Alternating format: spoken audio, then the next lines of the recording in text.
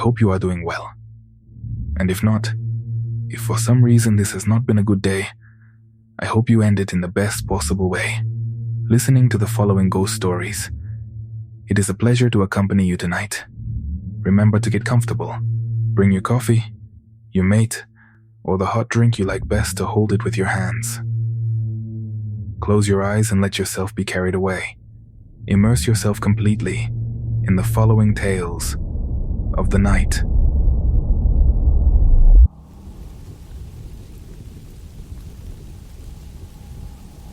My Aunt Marcela was fine one day and not the next.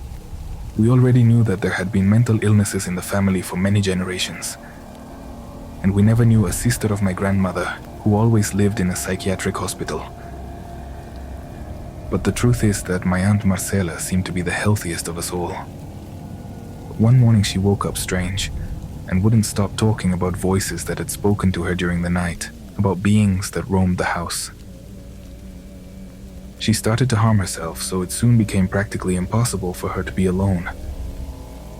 When the family took her to the hospital, they explained to the staff about all her behaviors, about the voices she heard, with whom she would talk. They told them to be particularly careful when she talked about Carlota. And it was this voice that made her hurt herself. The one that made her attack my aunts on several occasions. It was when she started to hear this voice that my poor aunt became a case that could not be controlled. A few weeks after being there in the psychiatric hospital where they were trying to control her illnesses with medication, my aunt's health started to deteriorate rapidly. They took her to a hospital for tests and discovered that she had cancer, which was already advanced in several organs of her body. In a matter of days, my poor aunt wasted away. She died. Of that woman who one day went to bed perfectly normal, nothing was left but the memory. The younger ones were not told much about my aunt after that. They preferred us to remember the young, brilliant woman that we also admired. I suppose that was the healthiest thing, that we learned to survive her loss by thinking only of the loveliest memories she had left us. But that house was never the same again. My grandparents' house was an enormous place that allowed several families to live there. And since my aunt left, it seemed to be inhabited by a ghost. Literally. No one wanted to accept it, but since my aunt left, it seemed to be inhabited by her ghost. The youngest of us stopped walking through those hallways at night when my grandmother was no longer in the kitchen. We no longer played hide and seek in the patio for fear of those glances we felt coming from the darkest corners. We heard the footsteps of someone walking through the hallways, always very close to 3 a.m., when several of us would wake up without any apparent explanation. I didn't get to see the ghost that walked through the house, but 2 of my cousins did. They said it was a woman in black whose face could not be seen. Only her eyes shone in the darkness. She walked on all fours, but in a very strange way, with her back bent backwards, her neck contorted. She looked like a creature straight out of a sick nightmare. I didn't want to believe she looked like that. It didn't seem real, and I preferred to think it was my aunt's ghost. But when they finally told my mom, the person my cousins trusted the most, perhaps for being the youngest of the sisters, we got a big surprise. My mom made them repeat the description of that entity that walked through the house over and over again. She made them swear that that was what they had seen. No, I can't believe you. I really can't believe you, my mom told us. Look, please, don't tell anyone, especially not your grandmother, who spends so much time alone in this house. But what you're describing, the woman in black on all fours with her back twisted, that's Carlota. That's what your Aunt Marcela saw. The one who made her hurt herself. The evidence, according to the doctors, of your aunt's schizophrenia.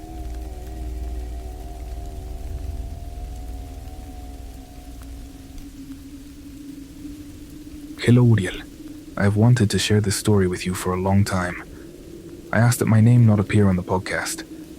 I would like to share this story completely, anonymously, as my parents still live in that house, which is also in a very well-known area of my city. It all started when my family moved from Los Angeles to Tijuana. Life on the other side was not easy for us. We went from living with one relative to another. And as they say, the dead in the squatter stink after 3 days. My dad couldn't get a stable job, despite having his papers in order. My mom also worked to help with expenses, but the situation was so difficult that we had to make the journey back to Mexico. The idea was for my dad to stay working in the United States while we lived in Tijuana, as many families do. We returned with nothing, empty-handed.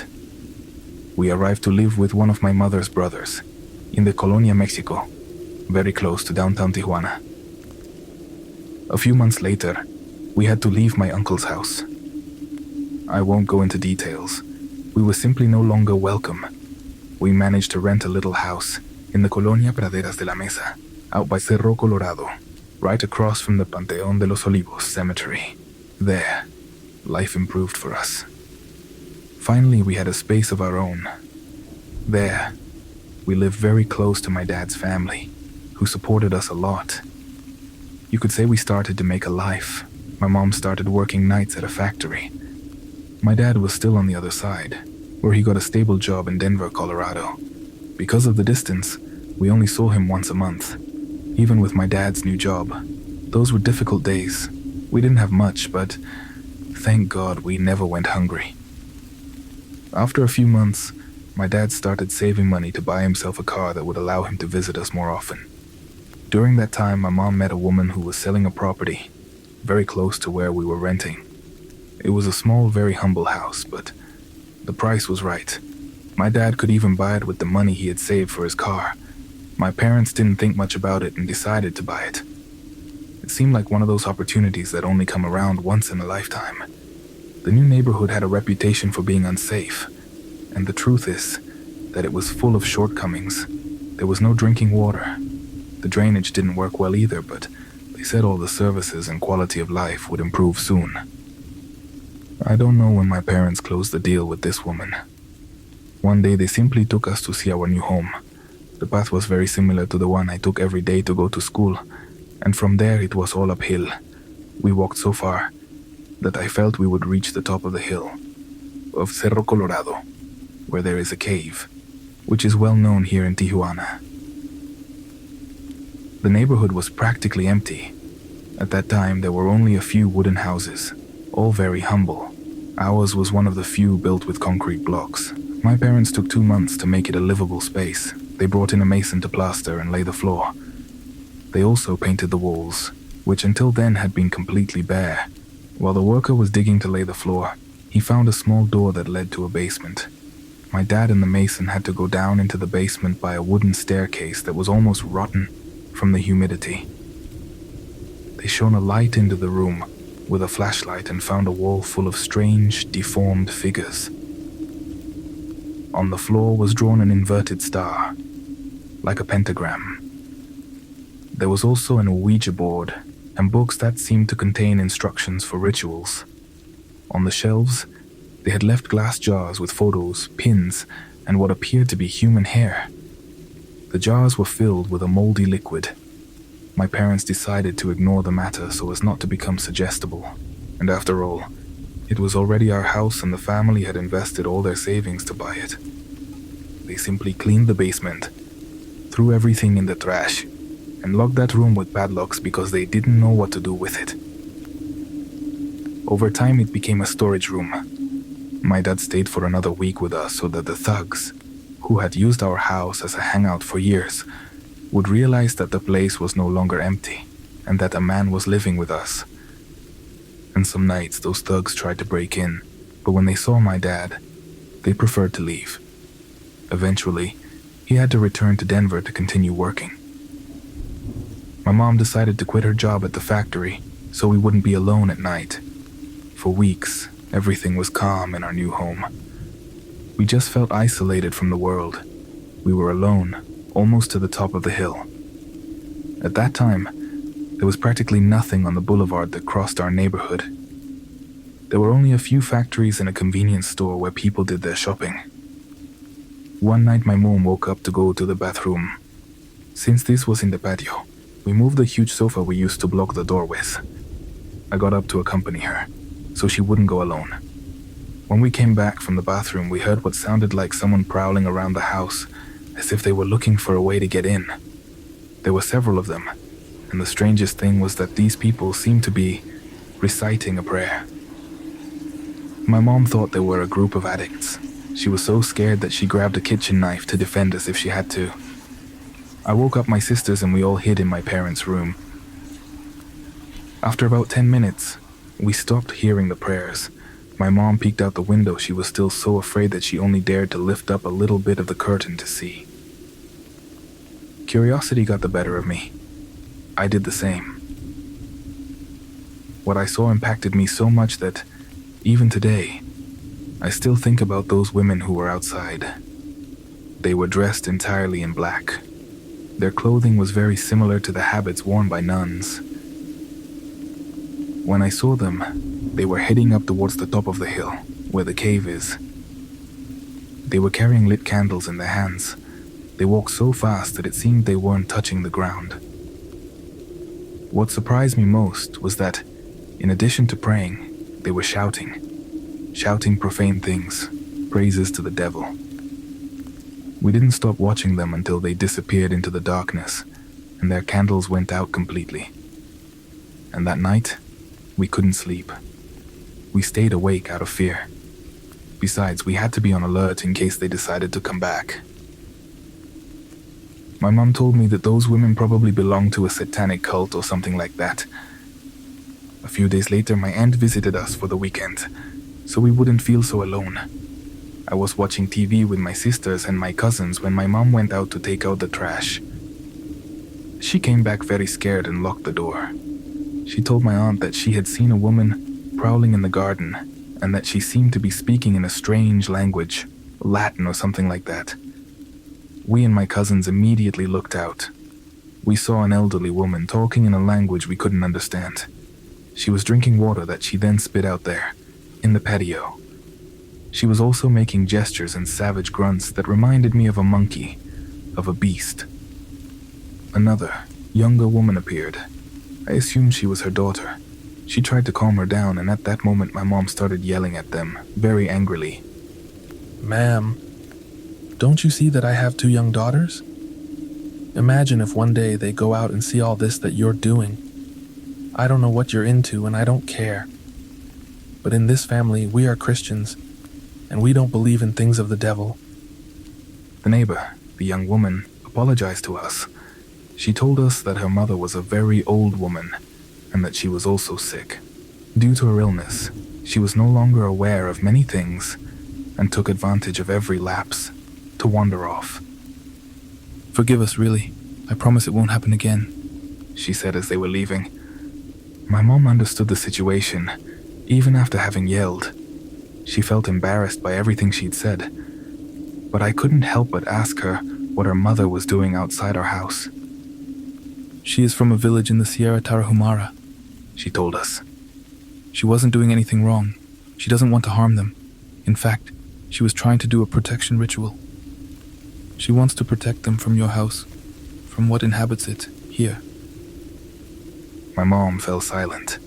She simply didn't know what to answer. For days, she was uneasy. She approached the few neighbors there were in the neighborhood to learn a little about the history of our house. Reality hit her like a bucket of cold water. Apparently, members of a religious community began to clear a plot of land to build on it. They were very strange people, not sociable at all. They didn't interact with anyone outside their community. The neighbors never knew exactly what religion they belonged to. A woman with her daughters, who were no more than 13 years old, moved into the house. There were 3 girls who didn't go to school.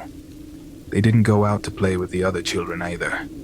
They only went out at night and very occasionally to collect herbs on the hill. They received visitors during the nights.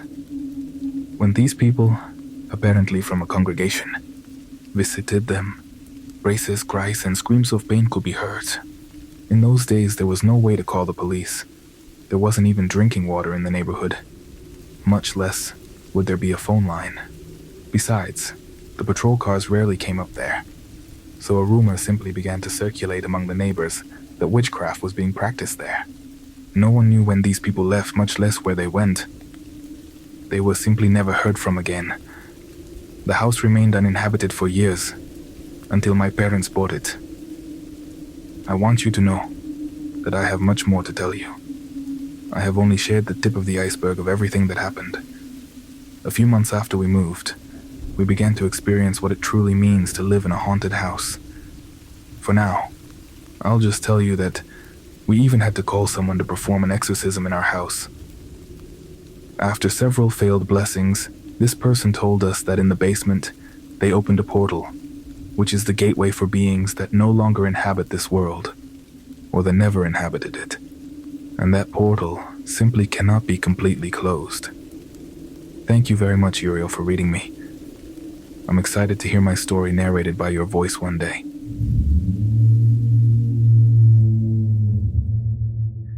And thank you. Thank you more than anyone for continuing to listen to horror stories tonight. You, the listener, are the most important part of Tales of the Night. The stories don't really exist until someone is willing to listen to them. So please, whenever you can, with your family or friends, keep telling stories. Ask people to tell you theirs. Keep them alive. There is always something interesting to learn through ghost stories. Thanks for continuing to listen. We continue with more stories tonight.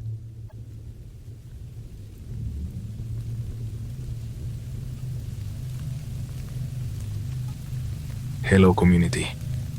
My name is Gilberto González Aquino. For months, I've been a faithful follower of Tales of the Night. I usually listen to the podcast on my way home from work, and this is the first time I'm writing to you. I finally dare to share one of the many stories I have for you. You see, I'm originally from Celaya, Guanajuato. For better or worse, my girlfriend lives in San Miguel de Allende, a small town a bit far from mine. You've probably seen it or know about that place. This great tourist attraction. Its quiet, cobblestone streets. Its Gothic church that can be seen from any corner of the town make it a beautiful place. It takes me 40 minutes or even an hour to get there. Well, the distance is not a problem for me, as I really enjoy riding my motorcycle, especially on the highway. Unfortunately, we can't see each other as often, so when I go to see my girlfriend, I try to make the most of the trip, dedicate my whole day to being with her. I leave my house at 8 a.m. and get back to Celaya around 11 p.m. or midnight. On the way back, the road is practically deserted. On the outskirts of San Miguel, there is the Puente del Fraile, and it is well known by the locals that witchcraft is practiced there. One night, as I was heading back home, I saw a very tall, thin person there. I assumed it was a man. He was dressed in a black trench coat and a hat of the same color. As I passed by him, I didn't feel afraid. I didn't even pay any attention to him. Many people cross that stretch of the road on foot. Usually these pedestrians are among those who gather under the bridge to perform their rituals. For weeks, I saw that man standing in exactly the same spot. Every time I came back from seeing my girlfriend, he was there, not moving, just watching. I don't consider myself a skeptical person. Unfortunately, I've witnessed more than one paranormal event in my life. On that same stretch of road, for example, I have seen balls of fire passing from one hill to another. And one night, I stopped seeing that man. I won't lie. When I stopped seeing him, I felt very relieved. Every time I saw him, I had a strange premonition. He gave me a very bad feeling. But here's the really interesting part of the story. Days later, while cleaning my room, I started listening to Father Lucas's crucifix. When the episode ended, I disconnected my phone from the speaker. I went out to the balcony to water my plants. The speaker reconnected by itself, and all I could hear was static. At that moment, I heard a shrill voice that seemed to be calling me. That episode of Tales of the Night had left me unsettled. I had a bad feeling. Something inside me was telling me that things weren't right. Let's just say my senses were activated when I listened to the program. I preferred to go out for a walk around the neighborhood to calm down, and afterwards, everything seemed to go back to normal. I kept going to visit my girlfriend, and on my way back, I would look for the man dressed in black. But fortunately, I didn't see him for a while. Recently, I woke up in the middle of the night. I looked at my phone. It was 3:15 a.m. I had the feeling that someone was watching me. I turned towards the window to see the moon, and on my balcony was the man I used to see on the road. I didn't dare get out of bed. I just closed my eyes for several seconds, and when I opened them again, he was gone. For weeks, I woke up at the same hour. I felt a gaze upon me, but I was already unable to look out at my balcony again. It wasn't necessary. I knew that man was there. I could feel his heavy stare on me. I went to my mom to tell her what was happening to me, and she believed me. A friend told her that several times, late at night, she had seen a tall, thin shadow enter our house. Apparently, her son has also seen that shadow. My mom believes I brought that man with me from the road, and now I can only sleep with my back to the wall for fear of seeing him again, of waking up and accidentally looking towards the window, where he is always looking in. I'm sharing my experience because I want to know if any other member of the community has gone through something similar. If anyone here has also brought a dead person into their home. Thank you for listening. Any new developments, don't hesitate. I will let you know.